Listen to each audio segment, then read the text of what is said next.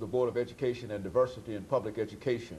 And we have with us Dr. Raymond Richardson and Dr. H. Coleman McGinnis. Dr. McGinnis, before we had our first commercial break, we promised that we'd give you an opportunity to talk about perhaps some of your own personal experiences dealing with Brown versus the Board of Education and how people that you knew responded perhaps to this decision.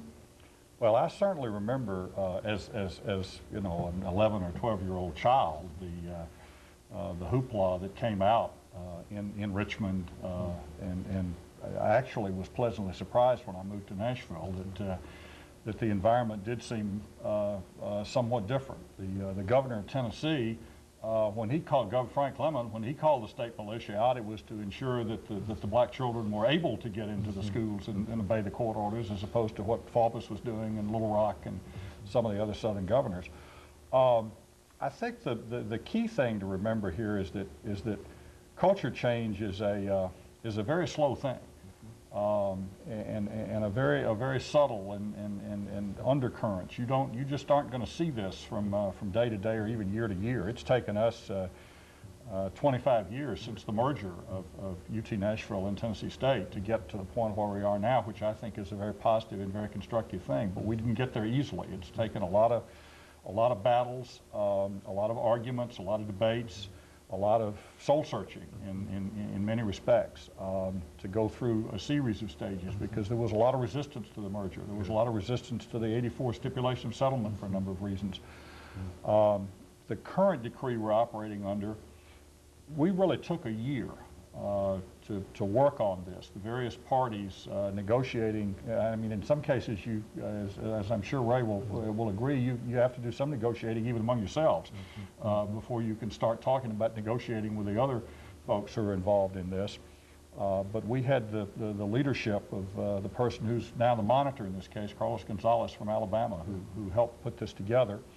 And it really was something that most of us thought we could buy into, and then we sort of set out to try and get the campus to buy into it. I mean, the state, by the time this is over with, between the stipulation and this consent decree, we've spent about $200 million on Tennessee State University. And the earlier being mostly on the buildings, and now we're really talking about, well, three things: the administrative infrastructure and bringing ourselves into the 21st century in terms of technology and software and that kind of thing to make us really able to serve the students. New programs that we're going to undertake to reach out much more to the Nashville community, to non-traditional students, both in the sort of traditional classroom manner and also going out on the web and distance education, that kind of thing, focusing on business. And Ray can talk a little bit about what they're doing with the e-business program. In health sciences, which obviously is a very important industry in the Nashville area, and in government, in public affairs, urban studies, that kind of thing. And the third area is the money that's going to be spent on renovating what is the old UT Nashville building, which is now our Avon Williams downtown campus.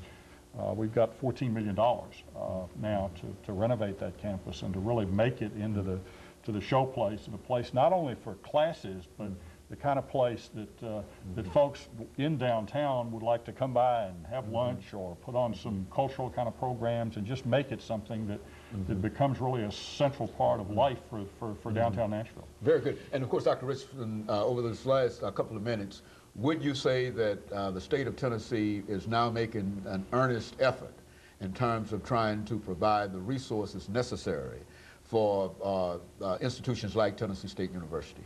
I would say yes, and the reason is that the Attorney General went to the court and asked for this settlement, and that's different from what has happened before. The previous Attorney General went to the legislature and told them they didn't have to fund a stipulation of settlement, and so the state has done an about-face, just as the South, I talked about the change in the South. The state has done an about-face with respect to the consent decree, and they actually have worked with us in terms of developing programs. People who opposed new kinds of initiatives for Tennessee State in the past are now supporting them. And one thing we have a mandate to do is to develop a relationship with businesses in Nashville.